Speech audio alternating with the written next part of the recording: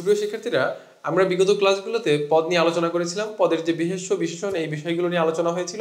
আজকে আমাদের আলোচনার বিষয় হচ্ছে সর্বনাম। সর্বনামের আলোচনাটি খুবই সংক্ষিপ্ত একটি আলোচনা, তো আশা করি তোমরা আলোচনাটি সহজেই বুঝতে পারবে। সর্বনাম বলতে আমরা ইংরেজি যেটি বলি সেটি হচ্ছে কি প্রোনাউন। তো বাংলাতে এই যে প্রোনাউন, ইংরেজিতে যেরকম ভাবে কাজটা ছিল ঠিক একই রকম ভাবে বাংলাতে এর কাজও হচ্ছে একই রকম। এখন একটা জিনিস দেখো যে সর্বনাম সম্পর্কে যেটা বলা হয় যে বিশেষ্যের পরিবর্তে ব্যবহৃত পদকে হচ্ছে সর্বনাম বলে। তাহলে সর্বনাম কোন পদের পরিবর্তে বসে? বিশেষ্য পদের পরিবর্তে বসে। সাধারণত যা নামের আগে উল্লেখ করা হয়েছে এমন নাম বা বিশেষ্যের পরিবর্তে বসে, তাই সর্বনাম। তবে এটি অব্যাপ্তি দোষে দুষ্ট, কারণ আমি, আমরা, তুমি, তোমরা ইত্যাদি কোনো বিশেষ্যের পরিবর্তে বসে না। সর্বনাম সাধারণত পূর্বে ব্যবহৃত বিশেষ্যের প্রতিনিধি স্থানীয় শব্দ। এ পদের ব্যবহার দ্বারা একই পদের পুনরাবৃত্তি রোধ করা হয়। যেমন হস্তি প্রাণী জগতের সর্ববৃহৎ প্রাণী, তার শরীরটি যেন বিরাট এক মাংসের স্তূপ। এরকম বিশেষ্য পদ অনুক্ত থাকলেও ক্ষেত্র বিশেষে বিশেষ্য পদের পরিবর্তে সর্বনাম পদ ব্যবহৃত হতে পারে। যেমন যারা দেশের ডাকে সাড়া দিতে পারে তারাই তো সত্যিকারের পুরুষ, ধান ভাঙতে যারা শিবের গীত গায় তারা স্থির লক্ষ্য পৌঁছতে পারে না। মানে হচ্ছে যে বিশেষ্যের পরিবর্তেও বসতে পারে, আবার বিশেষ্যের অনুপস্থিতিও বসতে পারে। এটা হচ্ছে মূল কথা, ঠিক আছে? এবার দেখো সর্বনামের কিছু প্রকারভেদ আছে। প্রকারভেদ কি? যে ব্যক্তিবাচক, আত্মবাচক, নির্দেশ, সাকল্য, প্রশ্ন, অনির্দেশক, সাপেক্ষ, ব্যতিহারিক, অন্যাদি।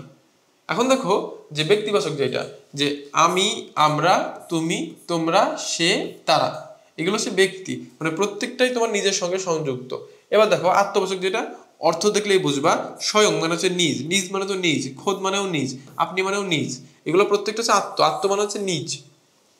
এবার দেখো নির্দেশ বাচক, এ, এই, ওই, ইনি, উনি, এগুলো কিন্তু আমরা বিশেষ্য বিশেষণের মধ্যে দেখে এসেছি, যে ওখানে বলে এই ছেলেটি, সেই ছেলেটি, তাই না? এভাবে নির্দেশ করে করে বলে। সবাই, সব, সকল, সমুদয়, তাবৎ, উভয়, এগুলো হচ্ছে সাকল্যবাচক, মানে হচ্ছে যেখানে সমুদয় মানে সমষ্টিকে বোঝায় আর কি। সবাই, সব, সকল, সমুদয়, তাবৎ, উভয়, তাবৎ মানে হচ্ছে সবকিছু আর কি। প্রশ্নবাচকটা বোঝা একদমই সহজ, ওই যে হু, উইস, হট, এইগুলো আর কি, যে কে, কি, কোন, কার। অনির্দেশবাচক হচ্ছে কোন, কেউ, কিছু, তার মানে এই কোনটা হচ্ছে একই সঙ্গে যে রিলেটিভ প্রোনাউন, আবার একই সঙ্গে হচ্ছে আমাদের যে প্রশ্নবাচক সেই দুইটাই হয়, ঠিক আছে? যে কোন, কেউ, কিছু, কাদের, এগুলো হচ্ছে কি অনির্দিষ্ট, মানে কোন, কেউ, কিছু, কাদের বলে কি নির্দিষ্ট করে কিছু বোঝায় না, সেজন্য এগুলোকে কিসের মধ্যে আলোচনা করা হয়? অনির্দেশকের মধ্যে। এবার দেখো সাপেক্ষ, এই সাপেক্ষ সর্বনামটা আমরা কিন্তু যে জটিল বাক্য চেনার ক্ষেত্রে ব্যবহার করে থাকি, তাই না? জটিল বাক্য চেনার ক্ষেত্রে সেখানে সাপেক্ষ সর্বনামের ব্যবহার হয়ে থাকে। তো এখানে সাপেক্ষ সর্বনামের উদাহরণস্বরূপ কি? যে, সে, যা, তা, যিনি, তিনি, এগুলো যে কোনো কিছুই সাপেক্ষ সর্বনামের মধ্যে হতে পারে।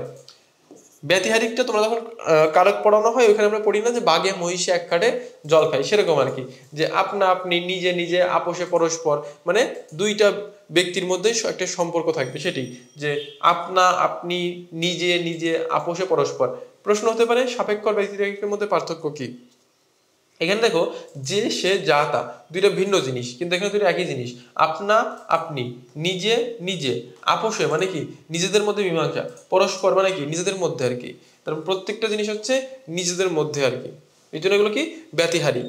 পরে দেখো অন্যাদিবাচক, মানে যেখানে অন্য থাকবে আর কি, পর বোঝাবে আর কি, সেটা যেমন অন্য, অপর, পর, এগুলো কি, এগুলো হচ্ছে অন্যাদিবাচক, ঠিক আছে? তাহলে এই হচ্ছে সর্বনামের বিভাগ।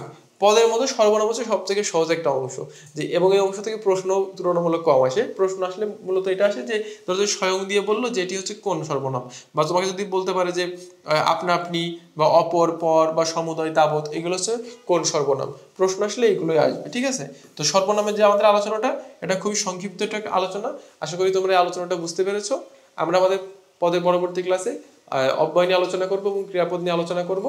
সেই পর্যন্ত আমরা সকলেই ভালো থাকবে। তোমাদের সঙ্গে আবারও দেখা হবে।